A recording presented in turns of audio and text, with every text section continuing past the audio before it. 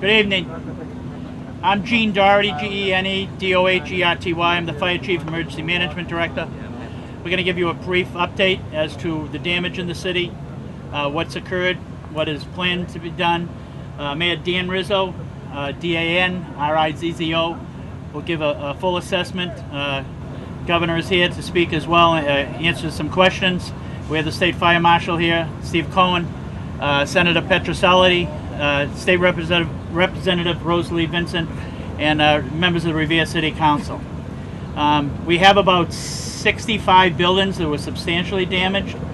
13 of those are uninhabitable, and those include some businesses along the Broadway stretch. There was about a 3 square mile area that got hit. It started out as an EF2 tornado and went down. By the time it hit just beyond Central Ave, it went to an EF1, we believe, and that's where we got from the National Weather Service this morning.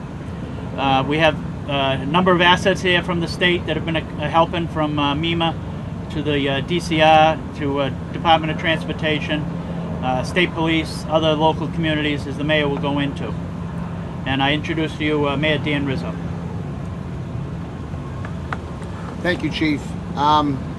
So as the Chief alluded to, obviously this wasn't what we had anticipated this morning, to be talking about an EF2, EF1 tornado hitting our city. But nonetheless, we've had to deal with it now since about 9:30 this morning.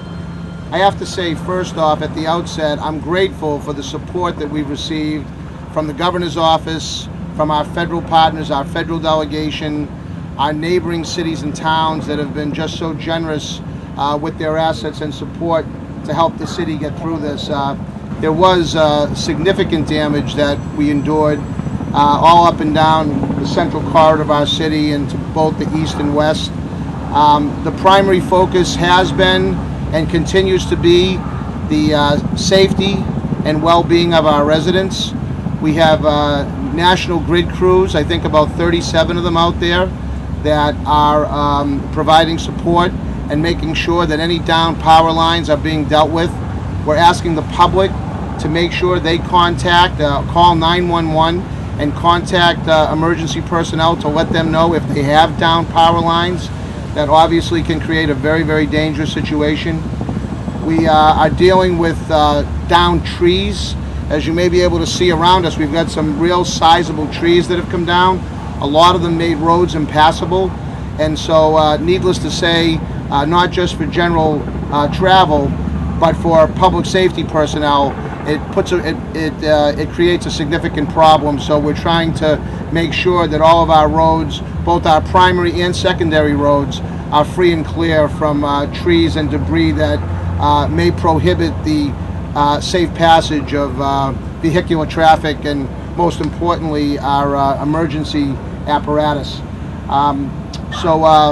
As the Chief said, so many different agencies have come out to support the city. I saw Tom Glynn from Massport over there, who has sent resources, DOT, DCR. You know, it's a work in progress, but I'm very, very confident that with the help of everybody involved and the cooperation that we're experiencing from you know, all these various agencies and partners, that we're going to get through this just fine. We have set up a temporary shelter at the Rumney Marsh School for people that may need those services. As the Chief had mentioned, I think there's about 13 homes now that have been considered uninhabitable. So we're trying to work with those residents as well as other residents that have experienced significant damage. I think all told there's 64 or 67 residents that have experienced what we'll call significant damage, and of those, 13 are uninhabitable. So we're trying to make sure that we can provide the necessary accommodations to help those families who need it. So with that, I'm willing to answer any questions. I know the Governor is here. He's expressed his willingness to answer questions, and I'll turn it over to you guys.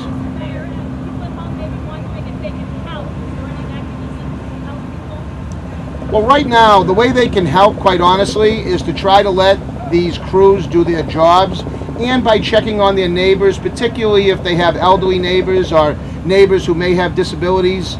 and maybe, you know, as much as we're trying to get the information out, and we are using a lot of social media and reverse 911 calls and things like that, but we know it's not getting to every single resident of the city. So we're kind of asking residents to check on one another and stay out of the way of these emergency crews that are out here trying to do their work.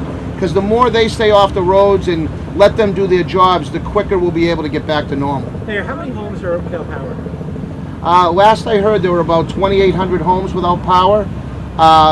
The lion's share of those, I'm told, will have power by midnight, but there may be some exceptions. So again, what I've been trying to do with our residents across the city is just ask for their patience and to let them know that we're doing all that we possibly can to get every single person here in the city back to normal. But it's not, unfortunately, as much as I'd like to have it happen in the next 30 or 35 minutes, it's just not realistic. But we're doing the very best that we can.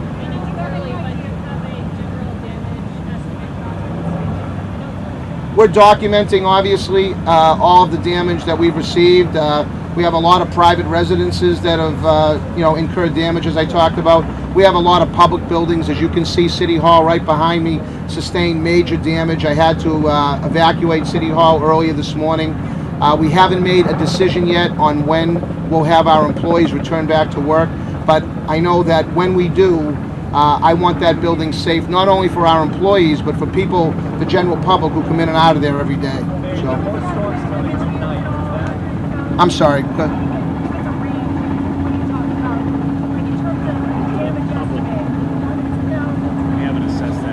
Yeah, it's still too early. We're still assessing those numbers right now, so it's hard to say. But I think that, you know, as we continue to document and go neighborhood by neighborhood, street by street, we'll have a better feel for what those numbers would be.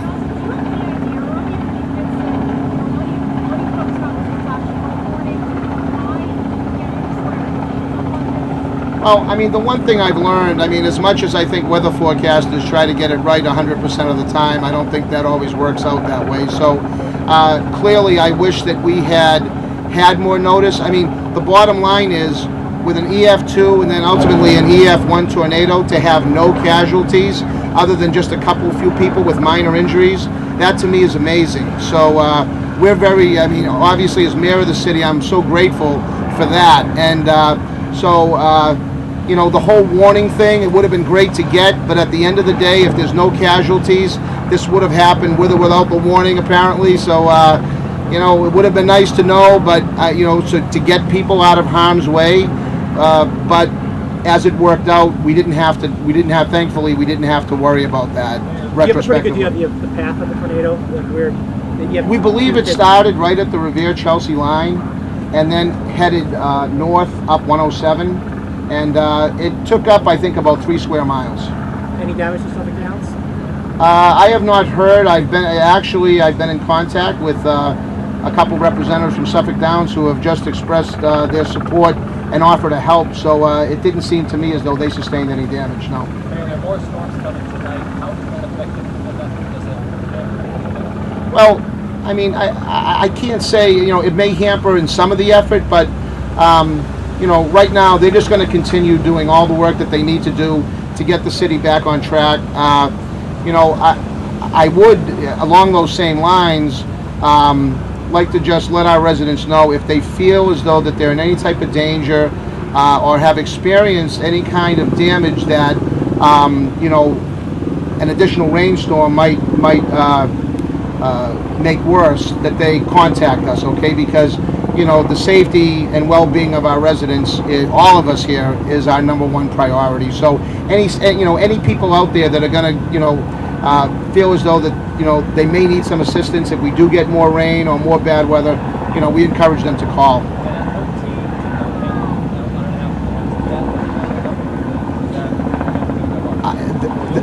That's the number we have right now. That's as close to the final number we have, but there could be more. As I say, we have inspectors that are still out going through the various neighborhoods. You've been around, you've seen a lot of things. What is your impression of it? What areas of the city do you think will get the hardest as a result of this? Well, certainly our central business district and the neighborhoods both to the east and west, they really got hit very, very hard. I mean, you know, when you see trees, 3 feet across in diameter, just ripped up. It's pretty, it's not something we're used to here in the city of Revere seeing. As long as I can remember, we've never had to go through and experience a tornado. So, to see a lot of these big, huge trees that have been downed and power lines and roofs ripped off homes and things like that, it's a pretty significant day here in the city. Mayor, on a personal level, what was it like for you being inside City Hall when all of this was happening? So I was on the other part of the city with one of our police officers when this was happening, and we were getting very, very bad rain. In fact, we were talking with one another saying we couldn't believe how bad the rain was. And then I received a call from my assistant who was petrified. She said windows and doors were blowing out of City Hall. At that time, I thought maybe a microburst might have hit, until we kind of spun around and came back and saw all the downed trees and everything. It was a little bit surreal, but thankfully we had no injuries in City Hall. And when you look at some of the damage that's been done to the building, it's really quite amazing that nobody did get hurt.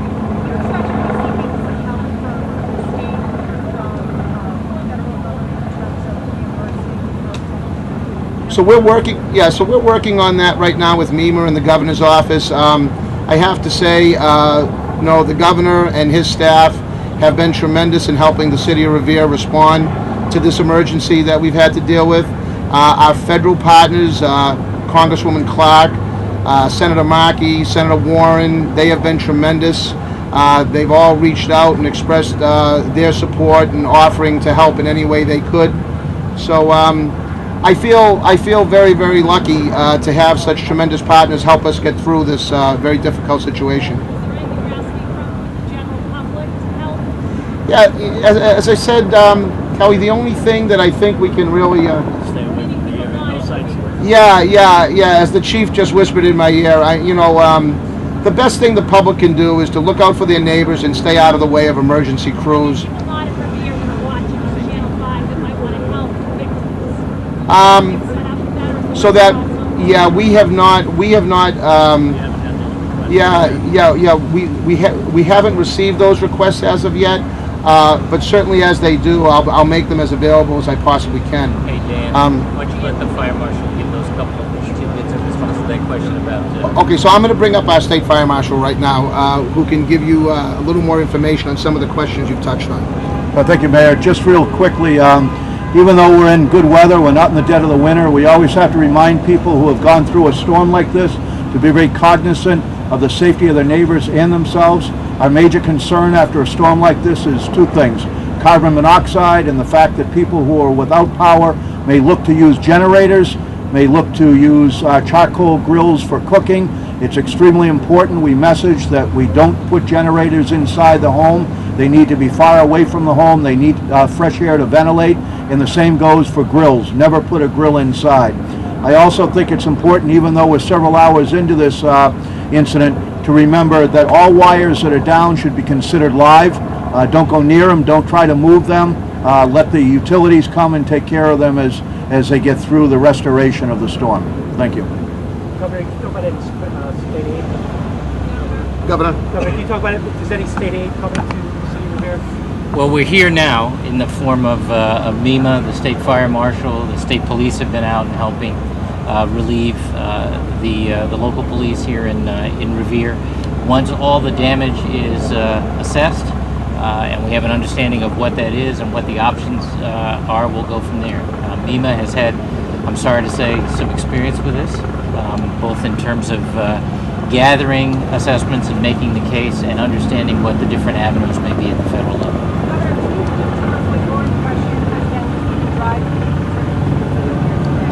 Well, you know, I was saying to the mayor and to some of the members of the council, it was not very long ago that we took a walk down Broadway to look at some of the state investments that have been made and will be made to lift this neighborhood and encourage more business development, and to see the damage right down this very corridor from this tornado is just amazing. And frankly, it's been said, but I'll say it, it's a blessing no one was hurt. Mayor, you said Thank you, Governor. 13 uninhabited homes. Are those homes condemned or are they repairable? Right now, as best I know, they're just uninhabitable. I'm not sure that, I don't believe they're going to be total losses, but there's got to be a certain level of safety in order for those buildings to be occupied, and our inspectors have deemed them to be unsafe at this time. So, you know, for now, we're just going to say they've sustained enough damage to be considered unsafe for occupancy at this point. Have you had anyone have you found all the homes that were damaged? Well, we've been out there, as you can imagine, since early this morning, you know, investigating the damage, inspecting the damage, and so, you know, I wouldn't anticipate that number is going to change all that much, given the level of support that we've had out there and the manpower we have out in the street. So I think that's a pretty fair and safe number to use, but that could change a little bit. So.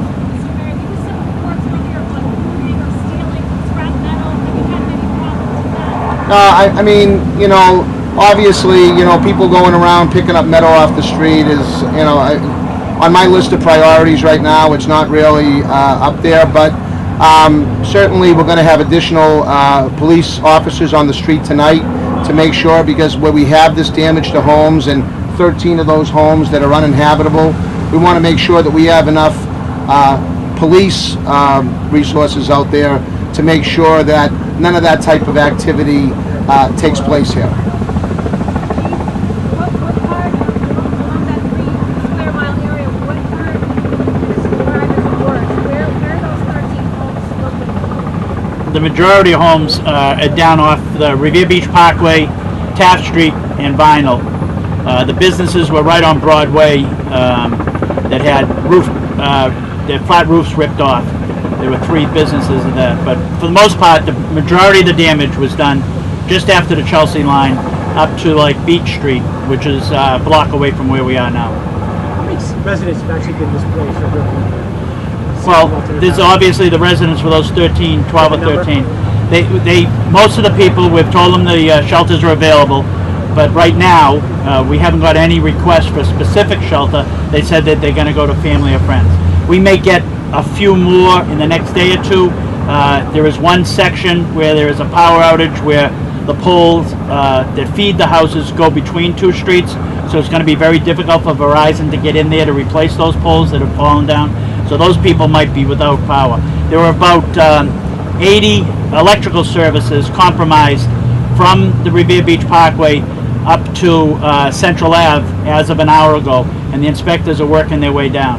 So those individuals that have problems to their actual electrical service from the house to the pole will have to get their own electrician to make the assessment to what they need to do to get power back on. National Grid will make sure that the power is at the pole, ready for them to take it to their home, but they'll have to do that.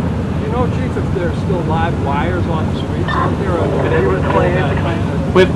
I won't say definitively. We're pretty sure we've gotten all the live wires. National Grid has taken care of that. We have a number of phone and cable lines still down and all, but National Grid has really been on top of it. Feed all wires is line. And that is, we've said right from the beginning that the public, any wire that's down, they should treat it as a live wire and report it to 911. We'll come out and make an assessment. Chief, there were guys working up on top of the school at the time this happened. Were they up there at the time? They were, and they held on for dear life. The crane that they got up there with that toppled over, I believe. A number of the panels they were just installing to the new school, the Hill School down on Park Ave. Those panels all blew off, insulation panels. But it's a structural steel skeleton that's there, so it didn't sustain any damage. Those town employees or contractors? Contractors or town employees? The school's all contracted work. It's building a new school. You talked about the damage to City Hall itself. Is that dormer? Is a dormer up there? Is that going to fall off? I don't think the dormer will come off, but all that fascia and whatnot, that's considerable damage that it's there for this building, this type building. So there's considerable damage that will have to be corrected. We had damaged other city buildings. Central Fire Station had its roof membrane roof ripped quite a bit off. We were on standby power from 9 o'clock this morning till maybe still because our electrical feed came from It wasn't from the underground on Broadway. The senior center had a that's on 25 Winthrop Ave, had a I believe it's a 6-ton AC unit that actually ripped off the roof of the building and landed in about 40 feet away. High school, Revere High School down on School Street, had substantial damage done to the school, and other than City Hall. So. I heard at one point today you guys were looking for missing people on Taft Street. We had, like on any type of a storm incident like that, some people call and report their relatives in dire need. We got a report on Vinyl Street that the water was entering the home and the people were trapped and couldn't get out, and that turned out not to be the case. Taft Street, some people were supposedly trapped in the house, and it was just the tree was in their front door. We got them out in the back door.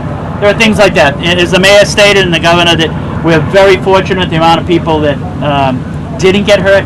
We had, I believe, about 6 minor injuries.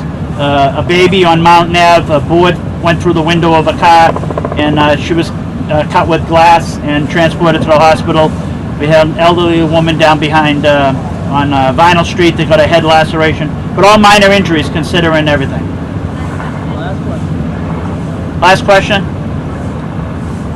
Will you be doing any flying home in some of these areas, the hottest hit? We are doing that. We've had a few different levels of inspection. We've had firefighters and police officers actually earlier today going to every home, knocking on doors. We're fortunate. A lot of people went to work, so we weren't sure who was home, who wasn't home.